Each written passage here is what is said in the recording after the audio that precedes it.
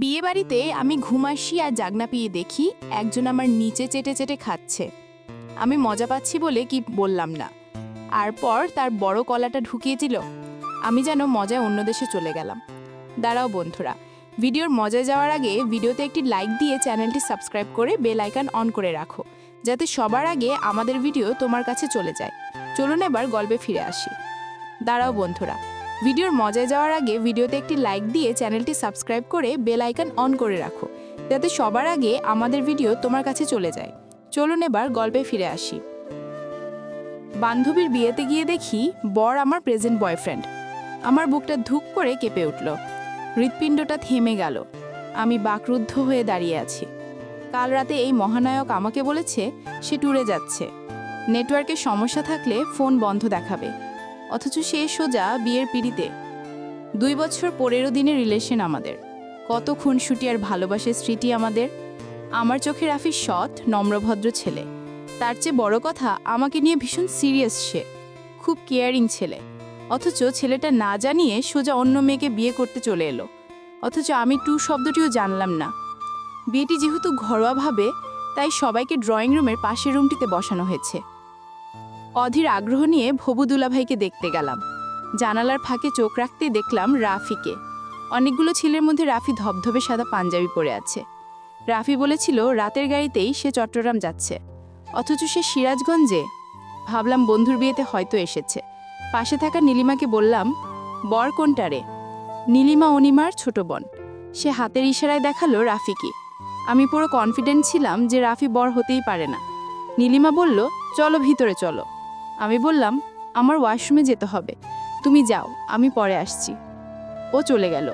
পায়ের তলাটা যেন সুপার গ্লু দিয়ে লাগানো হয়েছে আমার, ওখান থেকে সরতে পারছি না। শরীরের সমস্ত শক্তি যেন কেউ শুষে নিল। পুরো পৃথিবীটা যেন ঘুরতে লাগলো। আমি নড়তে পারছি না। এত ভালোবাসা মানুষটা না জানিয়ে বিয়ে করতে চলে এলো, কিন্তু কেন? আজ অনিমার বিয়ে। অনিমা আমার স্কুল জীবনের বান্ধবী, খুবই ঘনিষ্ঠ বন্ধুত্ব আমাদের। অনিমার বাবাও আমার বাবার ক্লোজ ফ্রেন্ড। বাবার জব ট্রান্সফারের সাথে আমরা শিফট হতে হয়েছে ঢাকায়, তাই দেখা সাক্ষাৎ কমই হয়, তবে কথা হয় প্রতিদিন। সকালে ঘুম থেকে উঠে জানতে পারলাম অনিমাকে পাত্রপক্ষ দেখতে আসবে, পছন্দ হলেই বিয়ে। তাই আমরা যেন এখনই ঢাকা থেকে সিরাজগঞ্জ চলে আসি। বেস্ট ফ্রেন্ডের বিয়ে বলে কথা, না এসে কি পারি? চলে আসলাম। ওইদিকে রাফিকে বলতে পারেনি, কারণ তার ফোন সুইচ অফ ছিল। রাফিকে দেখে মন মানছে না। আমার রাফি আমাকে ভীষণ ভালোবাসে, এমন কাজ সে করতেই পারে না। আমি পরপর কয়েকবার ফোন করলাম, কিন্তু ফোন সুইচ অফ বলল। আমি তড়িঘড়ি করে অনিমার কাছে গেলাম। ওর মুখটাতে লাজুক লাজুক ভাব ফুটে উঠেছে। আমাকে দেখেই মুখটা নিচু করল। অন্যের সময় হলে হাসি ঠাট্টার দুটো কথা বলতাম হয়তো, কিন্তু এই মুহূর্তে আমার অন্তর পুরে ছাই ছাই হচ্ছে। নিজের চোখকে ভুল প্রমাণিত করতে অধীর আগ্রহ নিয়ে ওকে জিজ্ঞাসা করলাম, তোর বরের নাম কিলে? অনিমা বলল, তা তো মনে নেই। তুই বর দেখেছিস সিনো? আমার নাম সিনথিয়া, ও ভালোবেসে সিনু বলে ডাকে। আমি নিজের যন্ত্রণা চোখে জল লুকাতে চোরের মতো চাহনি করছি, আর ঢোক গিলে অনেক কষ্টে কোনো রকমে কথা বলছি। কেন, তুই দেখিসনি? ঘর ভর্তি মানুষের মধ্যে কি তাকানো যায়? লজ্জা লাগে না বল? আমি জানি অনিমা লাজুক স্বভাবের মেয়ে, ওর বোকা কথা লাজুকতা আমার ভালো লাগলেও আজকে অসহ্য অসহনীয় লাগছে। এত ন্যাকামির কি আছে? আমি বিরক্তি নিয়ে বললাম, নিজের বর না দেখে রেজিস্ট্রি পেপারে সাইন করছিস? পাগল নাকি? যাকগে, নাম কি ছেলের? ড্রয়ারে ছেলের বায়োডাটা রাখা আছে, দেখ। আমি তড়িঘড়ি করে ড্রয়ার খুললাম। মন প্রাণ দিয়ে চাইছি আমার রাফি যেন না হয়। আমি তখনও ভাবছি রাফির কোনো আত্মীয়ের বিয়েতে ও এসেছে। নীলিমা ছোট, ওর বর চিনতে ভুল হয়েছে, কিন্তু আমার ধারণা ভুল প্রমাণিত হলো। ছেলের নাম রায়হান রাফি, আর ওরই ছবি দেয়া। আমি বরফের মতো জমে গেলাম, সহ্য করতে পারছিলাম না। গোসল করার নাম করে ওয়াশরুমে ঘণ্টাখানেক কাঁদলাম, চোখ মুখ ফুলে একাকার। রাফির কথা অনুকে বলা হয়নি, কারণ ও প্রেম ভালোবাসা পছন্দ করত না। ও জানলে আমার সাথে কথা বন্ধ করত, তাই বলিনি। পুরো 1.5 ঘন্টা পর আমি ওয়াশরুম থেকে বের হলাম। শুনলাম একটু পর বিয়ে পড়াবে, কাজে এসেছে। অনিমার তেমন সাজগুজ পছন্দ না, সাজানোর দায়িত্বটা আমার উপর পড়ল। খুব সাদামাটাভাবে সাজালাম। মেরুন কালারের জামদানি, হালকা করে লিপস্টিক আর একটু চিকন কালিতে চোখটা এঁকে দিলাম। গলায় একটা পাতলা চেইন, ডায়মন্ডের লকেটটা সূক্ষ্ম চেইনটাকে অবলম্বন করে আঁকড়ে ধরে আছে। ফর্সা গলাটায় মাঝখানে পাথরটা ঝিলিক দিয়ে উঠছে। তবুও অনিমাকে একদম পরীর মতোই লাগছে। আমার ভিতরটা তখন আগুনে দগ্ধ। এই যন্ত্রণা যে পায়নি সে কোনোদিনও বুঝবে না। পরের পর্ব পড়তে চাইলে আমাকে ফলো দিয়ে রাখুন। আমাকে ফলো দিয়ে রাখলেই পরের পর্ব পোস্ট করার সাথে সাথে নোটিফিকেশন দিয়ে জানিয়ে দেওয়া হবে। আমাকে ফলো না দিলে পরের পর্ব পড়তে পারবেন না, খুঁজে পাবেন না। আমি আসার আগে ওদের কাগজে কলমে বিয়ে হয়ে গেছে, শুধু ধর্মীয়ভাবে বিয়েটা বাকি। আমি চাইলে রাফির মুখোমুখি হতে পারি, কেন করলো এমন জানতে চাইতে পারি, কিন্তু ইচ্ছে মরে গেছে। যে ভালোবাসা প্রতিশ্রুতি দিয়ে লুকিয়ে বিয়ে করতে আসে তার মুখোমুখি আমি কোনোদিন হব না। আজ অনিমাকে নিয়ে গেলে সকালে গাড়িতেই ঢাকা চলে যাব, সব ভুলে যাব। চোখ দুটো ভীষণ যন্ত্রণা করছে, যতটা পারছি লোকচক্ষুর আড়লে থাকছে। মাগরিবের আজান হলো, নামাজ শেষে সবাই ড্রয়িং রুমে গেল। একপাশে বসানো হলো বরসহ কয়েকজনকে, মাঝখানে পর্দা টেনে দেওয়া হয়েছে। বর্ব মনত সামনাসামনি বসে আছে, মাঝখানে পর্দা দেয়া। অনেক জর্জরিতে আমাকে বসতে হলো কোণের পাশে। বুকের ব্যথায় আমি জর্জরিত, হাত পা কাঁপছে, চোখের পানিতে ভিজে উঠছে আমার ওড়না। সবাই ভেবে নিচ্ছে বান্ধবীর জন্য বুক ভাসাচ্ছি, ওর সাথে সবাই আমাকেও সান্ত্বনা দিচ্ছে, কিন্তু কেউই আমার বুকের ব্যথা দেখছে না। অনিমা 3 বার কবুল বলা শেষ করল।